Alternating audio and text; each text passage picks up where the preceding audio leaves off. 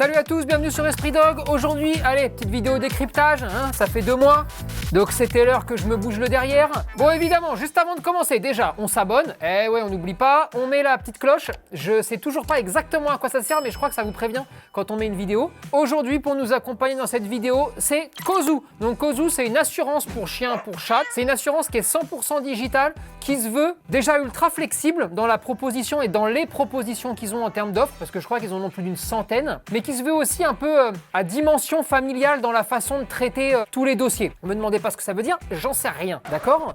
Et sinon, la première offre commence à 7,60 € pour chien. Il faut savoir qu'ils remboursent aussi vos frais vétérinaires en 48 heures, il n'y a pas de frais cachés et pas besoin de feuille de soins. Et l'avantage des offres chez Cozu, c'est qu'il n'y a pas de franchise. Vous avez aussi le téléconseil en illimité 24 heures sur 24, 7 jours sur 7, donc dès que vous avez une galère, vous pouvez passer un coup de fil, ce qui est quand même plutôt pratique. Autre chose assez intéressante, vu l'évolution un petit peu du marché aussi, ils remboursent les visios. Vous savez, vous êtes en galère avec votre chien, vous appelez le vétérinaire, vous faites une visio. Quand vous pouvez pas vous déplacer, un peu comme pour nous pour le docteur, et ils la remboursent aussi. Alors, bien évidemment, ça remplace pas une visite chez le vétérinaire. Au niveau des âges, vous pouvez inscrire vos chiens à partir de 2 mois et jusqu'à ses 12 ans révolus. Et une fois qu'il est inscrit, par contre, il est inscrit pour la vie, enfin tant que vous payez quoi. Bon, et après, moi j'ai mis les grandes lignes. Ensuite, vous allez sur leur site, vous regardez parce qu'ils ont tellement de trucs que sinon je vais y passer 3 heures à vous faire tout le catalogue. Bon, j'arrête avec ça, juste avant que j'oublie quand même, parce qu'on a réussi à vous avoir un code promo. Avec le code ESPRITDOG3, vous avez 1 mois offert.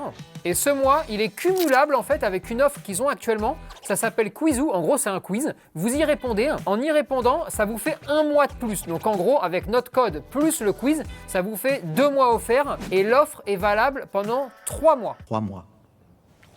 3 mois. Et si vous voulez aller découvrir Cozu, je vous mets le QR code juste là et en même temps le lien dans la description, comme à chaque fois. Bon, et ça y est. Allez, on attaque les décryptages et on va voir un petit peu ce qu'ils m'ont réservé. Alors, on commence par quoi? On commence par une dame qui promène son golden dans la rue. Ouf.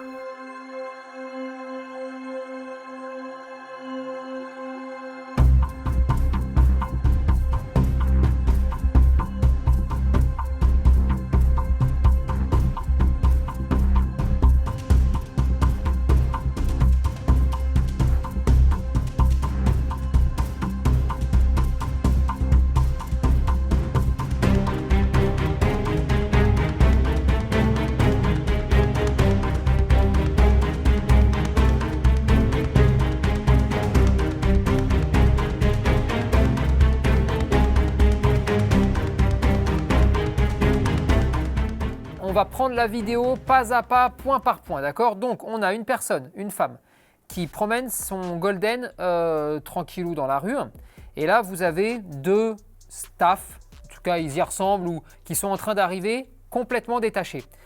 Au moment où elle les voit arriver, son chien, lui, il n'a pas encore tilté à la dame, mais elle prend peur. Le beige, enfin le marron beige qui arrive en premier et le noir et blanc qui est juste derrière, mais qui prend lui par contre pour le coup son temps. On va se mettre un truc au clair tout de suite, je ne juge pas la personne parce que c'est une situation qui est galère, qui est ultra compliquée.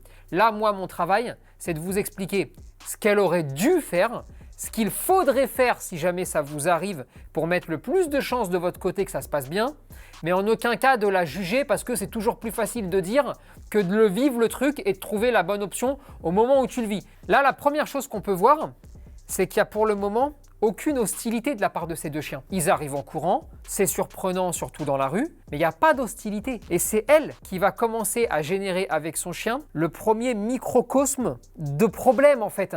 Et bien sûr, elle ne le fait pas exprès. Ensuite, elle va essayer de repousser les 2 chiens avec sa jambe, de tenir son chien avec la laisse hyper courte, et en fait, ils vont tournoyer sur eux-mêmes.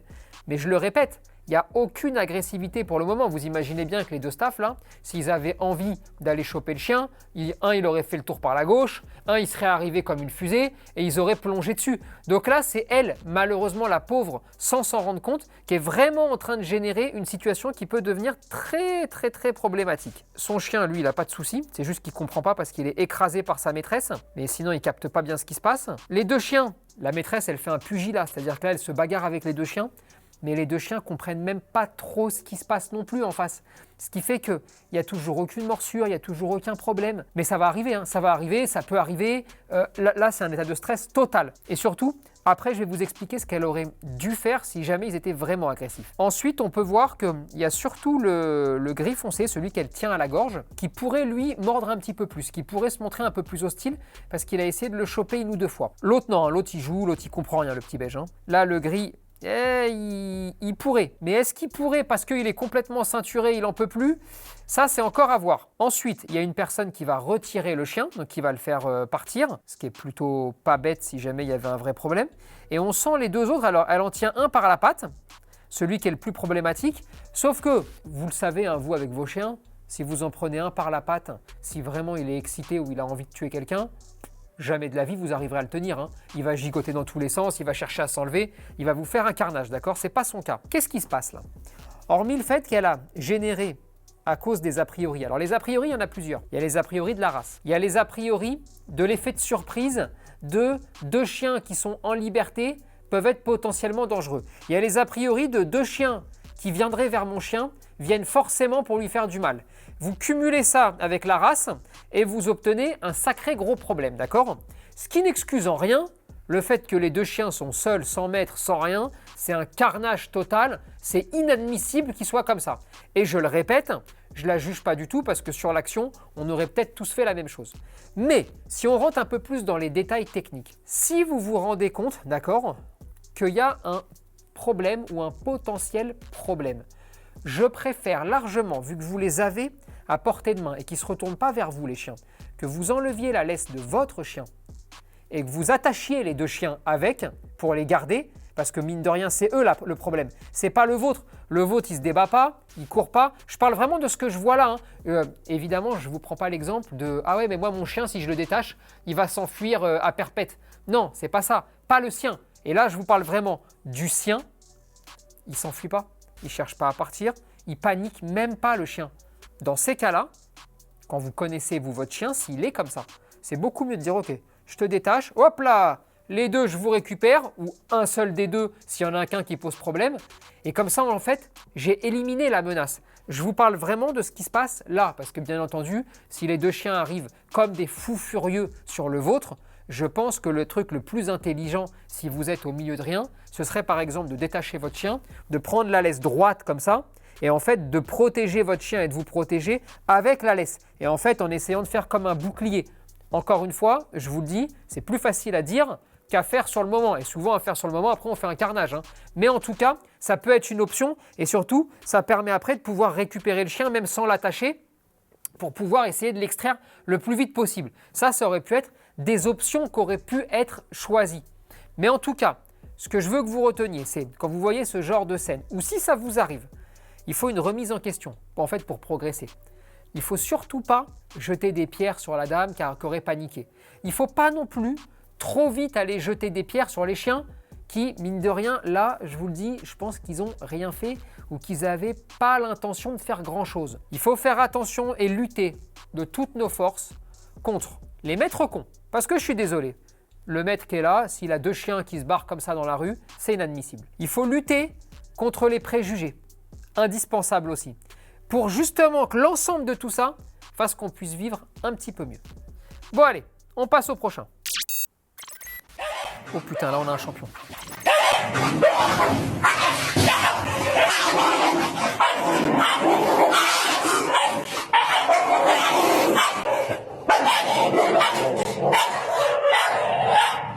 Bon déjà, on a un endroit qui renifle pas le bonheur chez les chiens. Là, on a vraiment un coin un peu dégueulasse, mais bon. On a un berger allemand et sans doute un petit pit, un petit staff. Encore une fois, c'est difficile. Hein. Oh, le petit.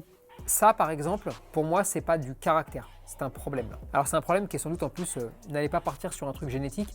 C'est sans doute pas de sa faute. Hein. Il y a une gamelle, ils sont 2 chiens. En plus, il filme, donc je suis persuadé que le gars qui filme sait comment ça va se passer parce qu'il l'a déjà fait 1000 fois. Et il se dit, tiens, je vais me faire une bonne petite vidéo, ça va faire plaisir à 2-3 abrutis. Mais là, on est sans doute sur des chiens en fait qui manquent peut-être de nourriture. Et donc, résultat, le petit, s'il n'y a que ça à bouffer, il va le défendre, même s'il est plus petit, même si c'est compliqué, il va devoir faire preuve de courage. Le berger allemand, se comporte bien. Hein. Lui, il fait ça, il se fait agresser. Après, il essaye de le calmer. Là, il nous le plaque un petit peu. Il nous lui met un petit coup de pression, quoi. Et puis, par contre, c'est quand même, ça le fait reculer. Donc après, le berger allemand, il met un coup de patte. L'autre en face. Ça, pour moi, si c'est un éleveur, il faut l'emprisonner. Parce que là, il va faire partir un chien dans un foyer, chez quelqu'un, qui va avoir, entre guillemets, sa vie gâchée. Parce que là, vous avez une terreur qui débarque. C'est pas de la faute du petit, hein. Mais alors là, si vous ne le mettez pas entre des mains expertes, là, pour le coup, et si vous ne le mettez pas chez quelqu'un qui a du savoir-faire, là, c'est foutu, ça va devenir une terreur. Et le pauvre, il ne mérite pas ça, le petit, parce que c'est vraiment, à mon avis, sans doute, ce qu'il a vécu petit, qui l'a rendu comme ça. Ça, c'est de la petite teigne. Hein.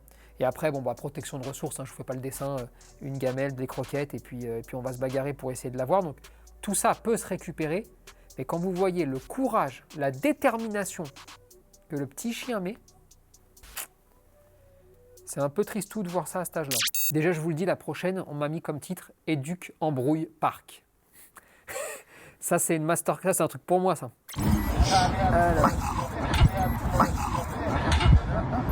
Alors. No.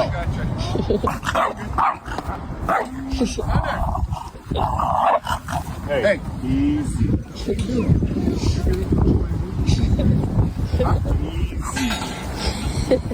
Easy. You're good, you're good. Okay. I'm Coach Mike. Nice to meet you. Easy. Yeah. No, he's a soldier. Easy. Thunder. Yeah. Hey. Yeah. Oh boy, he's got to get used to it. Yeah. He's got to realize this is not his territory. You know what I mean? Hey. No. Hey. No. Don't touch the dog, dude. You know what? He's fine. You need to control your dog. My dog is fine. Donc celui qui rentre, c'est l'éduc. Il est avec son petit bouvier bernois, qui doit pas être bien vieux d'ailleurs, Pépère. Hein. Il débarque dans un parc canin. Là, il y a un premier chien, un bulldog français, qui arrive en grognotant. Enfin bref, voilà. Là, l'éduc commence à faire un petit pchit avec sa main et sa bouche, et lui demande doucement. Hey. Easy.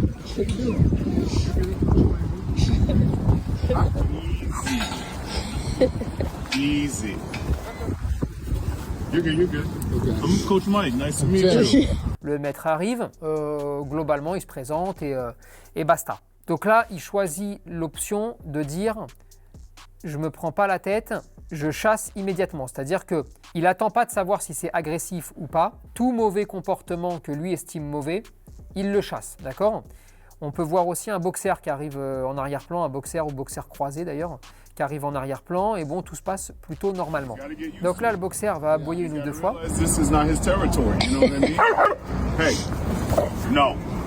Pareil, il va prendre un petit coup, il va l'écarter. Là, le monsieur va dire « tu touches pas mon chien ». Bref, et ça va s'arrêter là. Là, moi, ce que je vais essayer, c'est de me mettre un peu de tous les côtés pour essayer de vous expliquer dans le détail tout ce qui s'est passé, parce que c'est un petit peu complexe et ça part un peu dans tous les sens. Déjà, petit 1, il décide d'être ultra proactif des situations, l'éduc, parce qu'il décide de punir de lui-même les chiens qui vont arriver. Il n'y a pas réellement d'agressivité en face. Un petit peu d'intox, un petit peu d'aboiement, un petit truc, mais très léger. Tu sens que c'est des chiens, ils sont tous détachés, ils sont habitués en fait à tout ça. Même si c'est vrai, le petit bulldog, il l'accueille pas bien. Tu sais, il se met au portail, il commence à gueuler, il accueille pas bien. Mais c'est pas non plus un foudre de gaffe. Hein. Là, tu sais que quand tu vas rentrer, il va pas te découper, quoi. Mais il accueille pas bien, c'est une réalité. De là à aller lui proposer une punition, toi-même, alors que tu le connais pas, de te mettre en position d'hostilité, toi, alors que le chien finalement en face n'est pas réellement hostile.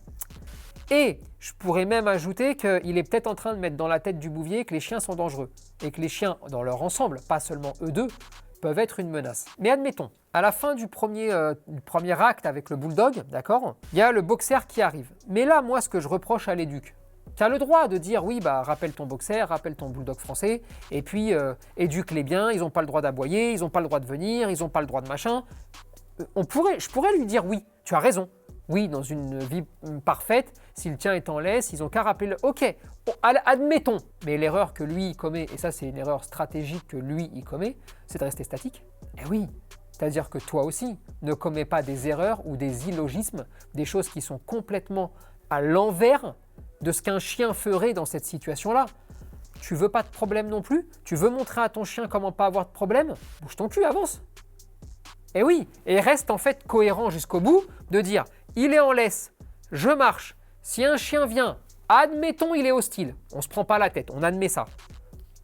Admettons, il se trompe pas en le punissant, en faisant pchit comme ça là, et en essayant de lui mettre un petit coup. Admettons, hein, je vous dis bien admettons, c'est pour avancer dans le raisonnement.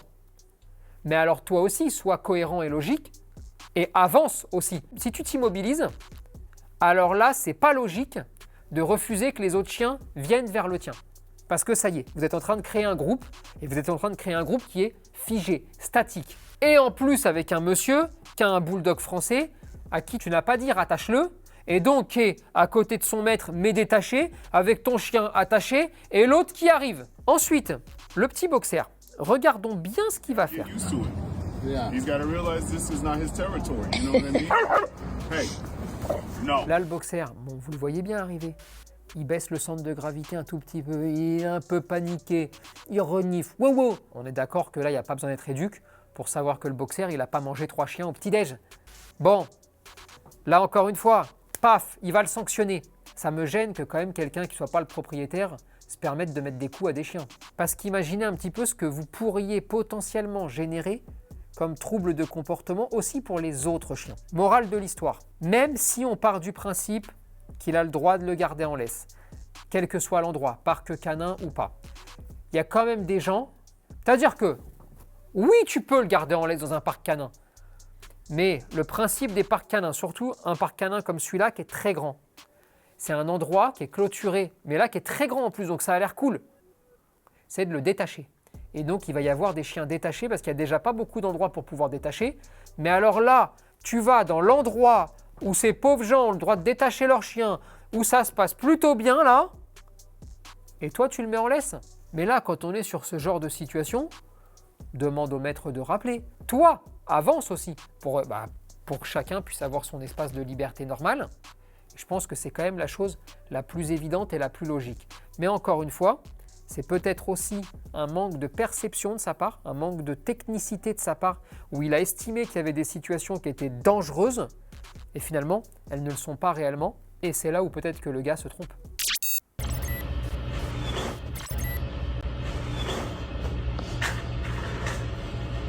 You can lift it up, take a look at it.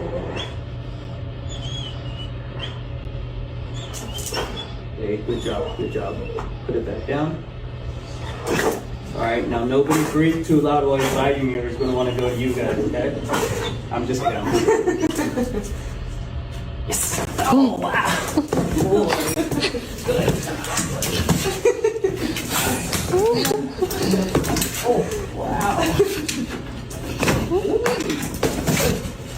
Like this is like drugs to them. You see his eyes, like it's just insane. Wow, good job, buddy. Nice, man. Là, sur la vidéo, bon, il y a plusieurs choses, il faut qu'on prenne un petit peu de recul tous ensemble. Là. Je vais d'abord parler de la solution qu'il propose. Alors en gros, c'est très simple, il fait faire un hyper focus au chien sur ce que le chien préfère plus que tout, à savoir là par exemple faire du mordant, donc mordre dans sa manchette, pour lui permettre de plus faire attention à ce qui se passe derrière, en gros à la veto, pour qu'il puisse être manipulé, d'accord? Et le focus est tellement puissant, le plaisir de faire ce qu'il fait est tellement puissant, qu'il est capable de se laisser faire, même si, voilà quoi, c'est un peu dur. C'est une très bonne technique. Alors, c'est plutôt rare de voir faire ça comme ça, à la manchette, machin, et puis c'est pas très pratique, et puis ça peut impressionner, faire peur, mais c'est une très bonne technique. Dans l'idée, dans le concept en fait, de dire, si mon chien aime un truc plus que tout, même plus que le fait de devoir mettre un petit coup de boule sur un humain, ou de devoir mordre sur quelqu'un, ou de devoir, globalement, dans l'esprit, ça ne me dérange pas plus que ça, c'est plutôt une bonne solution. Ce qui vient ternir un peu tout ça, dans sa description, il met par exemple « Slim est un chien très fort et il n'aime pas ce qu'il n'aime pas ». Si vous avez un chien de protection, vous comprendrez que beaucoup n'aiment pas du tout traiter avec des inconnus et encore moins être touchés par eux dans des zones sensibles. Si vous n'avez pas de chien de protection, vous lui reprocherez le manque d'entraînement et de manipulation de ma part, lol. Encore une fois, je ne veux pas être trop dur, mais je trouve qu'un chien de protection, donc on va sous-entendre, ou j'imagine qu'il sous-entend un chien de travail, qui fait de la protection civile ou en tout cas qui fait de la défense de quelque chose avec son chien dans un cadre utilitaire. Est-ce que ces chiens sont plus durs que les autres et donc ne doivent pas être manipulés, touchés, en tout cas ils n'aiment jamais ça. De base, ça ne devrait pas être vrai.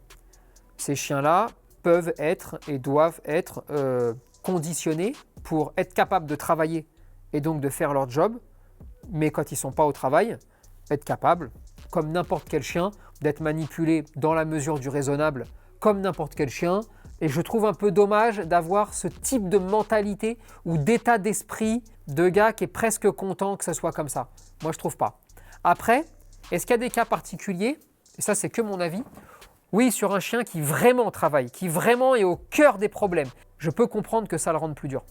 Et je pense que c'est de la faute à personne. Après, c'est juste la question de savoir est-ce qu'on a le droit de le faire ou pas? Est-ce qu'on veut continuer à le faire peut-être parce que les mentalités changent et peut-être qu'on se dit non, le chien ne doit pas faire ça ou ne le mérite pas. C'est encore un autre débat. Mais je pense réellement par contre que oui, ça peut le rendre plus dur parce qu'il vit des choses plus dures, comme nous. Et donc, tout ce qu'il dit n'est pas forcément faux, ce monsieur. Elles sont laides et moches, ces paroles, telles qu'il les prononce, et c'est ça qui m'embête un peu. Et après, il y a le fameux grand débat de est-ce qu'on fait ou est-ce qu'on fait pas, et ça, c'est encore autre chose. Alors, on a un montagne des Pyrénées, là, qui a un petit souci avec un ours.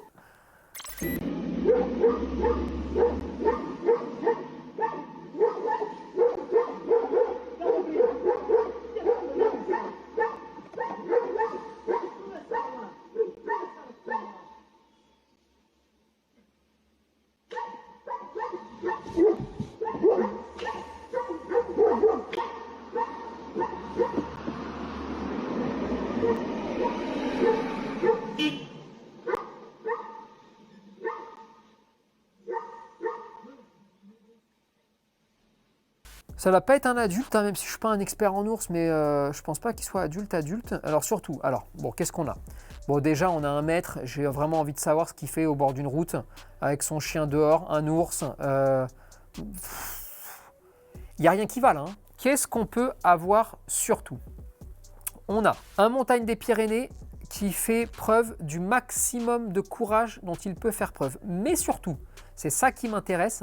On a un montagne des Pyrénées qui est au courant qu'il est mort. Mais il doit tout faire pour pas le montrer et pour pas que l'ours puisse le savoir parce que c'est une vraie partie d'échec et d'intox total de la part du montagne des Pyrénées pour essayer de s'en sortir. Son maître qui soit lui demande d'avancer, soit lui en avançant, mine de rien, peut peut-être arranger la situation parce que l'ours se dit ils sont deux. Mais regardez bien, la queue qui bat, il essaye d'être le plus raide possible, mais on sent aussi qu'il n'a pas sorti les pecs. Hein. Là, il est raide comme ça, d'accord? Il est vraiment comme ça, et il n'est pas du tout comme ça, il n'est pas du tout comme ça. La tête, elle est comme ça, elle n'est pas du tout haute. Là, tu sens que faut pas reculer, mais ça m'arrange si tu recules. L'ours, lui, avance plutôt normalement, va entamer une petite accélération, qui est l'accélération de qu'est-ce qui se passe. Et là, vous avez le montagne des Pyrénées qui va à peine faire un pas de retrait et qui va tout de suite essayer de se refiger pour ne plus rebouger. Au moment où il ne rebouge plus, c'est l'ours qui fait un pas de retrait. Et à partir de ce moment-là, il vient de gagner la bataille psychologique. Et là, ça y est, il avance. Et plus l'ours y recule, et plus il avance. En gros, il a été capable de saisir une opportunité que l'ours n'a pas pu saisir. Alors, est-ce qu'il n'a pas pu la saisir parce qu'il est encore jeune ou parce qu'il y avait un contexte ou une situation qui fait qu'il s'est méfié? Mais en tout cas, premier pas de recul de la part du chien. L'ours ne saisit pas cette occasion-là, sinon c'était gagné. Le chien se fiche de suite après. L'ours, un pas de recul, et là, le chien va gagner du terrain. Et allez, un pas, deux pas, trois pas, quatre pas, et là, ça va avancer. Et là, ça met le chien en confiance. Et on avance, et on avance, et on avance, jusqu'à faire reculer l'ours comme il faut. La queue, elle bat de plus en plus vite. Et puis là, tu as le chien, parce que son maître, il devait parler derrière. Le chien se retourne pour regarder ce qui se passe. Le chien, là, à partir de ce moment-là, a quand même le sentiment d'avoir gagné une grosse bataille, alors qu'il était censé l'avoir perdue, parce qu'il accepte quand même de tourner la tête. Et ça, tourner la tête et plus trop voir ce qui se passe, même s'il a quand même une vision assez large au niveau périphérique, mais plus réellement voir ce qui se passe pour regarder son maître, c'est couillu quand même devant un ours. Il le fait. On sent la queue qui ralentit. Hop là! Et là, il y a son maître. On voit qu'il fait des mouvements avec la main. Ça relance le chien pour réavancer. Au moment où il réavance, la queue accélère. Lui, il accélère. Le chien avance. On sent que le gars avance aussi, tape des mains. Donc, je vous le dis, soit les mains et sa façon de faire, ça veut dire au chien avance, d'accord? Soit le fait qu'il avance fait avancer le chien et en même temps, ça arrange peut-être la situation parce que ça fait reculer l'ours, d'accord? Là, le chien s'apaise, retourne à son maître. Son maître récupère un petit bout de laisse. Ils vont repartir. L'ours ne bouge pas d'où il est. Eux, ils repartent. Alors, qu'est-ce qui se passe? Petit 1, bien évidemment, c'est pas la peine que je vous le dise et que je vous le répète, mais je vais quand même le faire. On n'embête pas les animaux dans la nature et les animaux sauvages. Et surtout, on n'en fait pas une joie, d'accord? Je me demande où ils sont là, parce que là, vraiment, là, on voit presque rien. J'ose espérer qu'il a une bonne raison. Je prie pour qu'il n'ait pas arrêté sa voiture, qu'il ne l'ait pas garé, et comme un crétin entre deux bières, il ne se soit pas dit, tiens, je sors le chien, on va regarder ce qu'il fait sur un ours, tu vois.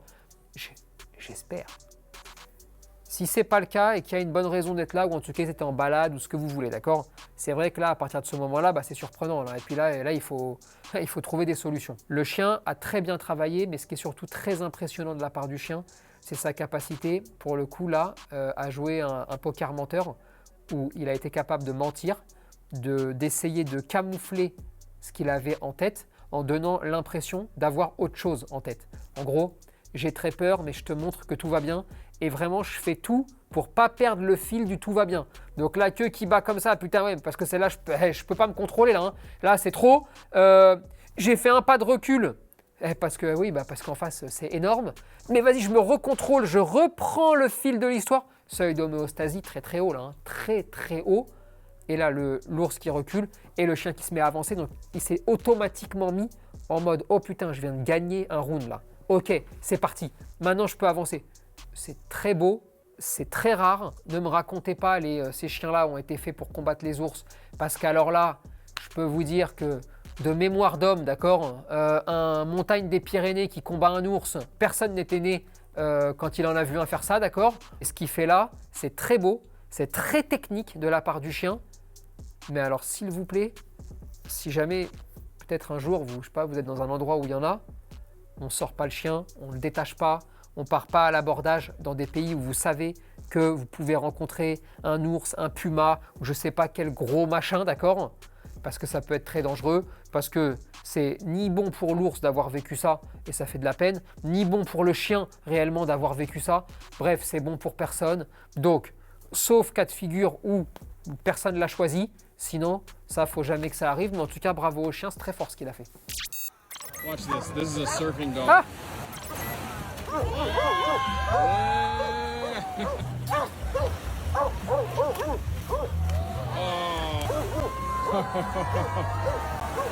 Comment on apprend à faire ça? Parce que c'est ça en fait que vous voulez savoir là, vous en foutez que je vous dise c'est joli ou c'est pas joli. Au départ, on va commencer par apprendre au chien à monter sur la planche et à monter sur commande, un peu comme un haut panier. Hein. Donc vous savez, vous avez je sais pas la planche là qu'il a là, il la pose sur le sable, hop, il amène son chien les quatre pattes dessus, tac, bravo, sur la planche, paf, et il récompense. Comme un haut panier, d'accord? Quand ça commence à être très fluide, vous pouvez commencer à attacher la planche avec une petite ficelle par exemple, vous avancez tout doucement et vous dites « va sur la planche ». Et lui, en fait, comme s'il a des dans son panier, paf, il va aller dessus. Mais vraiment, on avance tout doucement. On commence à y mettre en fait de la vitesse, d'accord? Plus le temps va passer, plus il va être performant, plus vous allez aller vite. Et plus le chien va commencer à se rendre compte, parce qu'on y va graduellement, que c'est les deux premières pattes, donc les deux pattes avant qu'il faut mettre en premier, et ensuite, il faut faire suivre les autres. Ce qui fait que vous allez de plus en plus vite, lui il monte, paf, il ramène son petit derrière, vous allez encore plus vite, il ramène son derrière, jusqu'au moment où on fait glisser, et là, vous lui demandez en même temps d'aller sur la planche, il met les deux pattes, et après il se laisse glisser, et c'est pour ça d'ailleurs que sur la dernière image, quand ça s'arrête brusquement, plouf, ça part à l'eau. Mais vous voyez, c'est un travail qui est minutieux, qui peut se faire aussi avec un skateboard, juste quand vous le faites avec un skateboard, les premières étapes, le skate ne doit pas pouvoir rouler. Vous devez vraiment le figer. Vous savez, vous me prenez, je sais pas, des cales, deux grosses pierres, ce que vous voulez. Vous les mettez de chaque côté pour que vraiment ça ne bouge pas de là où c'est. Et une fois que ça bouge pas, va sur le skateboard. Il y va, 1 fois, 10 fois, 50 fois, comme le haut panier vraiment. Et ensuite, on commence à faire rouler gentiment en maintenant, mais vraiment on y va doucement. Et franchement, ça c'est quelque chose, ça dépend du chien, mais je pense qu'en 1 mois et demi, vous avez un chien qui fait ça sans aucun problème. Mais moi, c'est des trucs que je trouve cool, parce que ça met une putain de bonne image aussi avec les chiens. Ça permet aux gens, par exemple là, qui seraient sur la plage, et qui connaissent pas trop les chiens ou qui s'en fichent un petit peu, de se dire « Ah putain mais c'est grave drôle, ah c'est super sympa ça, ah qu'est-ce que ça fait plaisir de voir ça avec un chien ». Ça change de toutes les images qu'on leur montre toute la journée. Et franchement, je trouve ça cool et c'est un bon moment à passer avec son chien. Donc pour tous ceux qui veulent le faire chez eux, avec un skateboard ou pour tous ceux qui sont au bord de mer, avec une planche, ça peut être un super truc à faire. Et bien les amis, c'est fini pour ces décryptages. Ils ont été un peu techniques, un peu longs, hein. On a eu plein de choses à dire. Il y en avait qui n'étaient pas évidents, hein. Mais en tout cas, je pense qu'il y en a 2-3 des décryptages qui vont vous permettre de vous poser, de les re-regarder, les re-regarder et surtout d'y réfléchir. Moi, ce que je trouve intéressant, c'est d'arriver à vous amener à chaque fois à mélanger les mondes, à mélanger des mondes extrêmement techniques et de vous les rendre le plus simple possible à comprendre. Et puis d'un autre côté, des mondes très légers et d'apporter aussi un vrai quotidien. Parce que je pense que le monde du chien tel qu'il est dans ma tête, dans mes yeux, c'est un monde qui est fait de beaucoup de complexité, mais avec de la rigolade, avec de la technique, mais avec des sentiments surtout et avec du kiff avec vos chiens.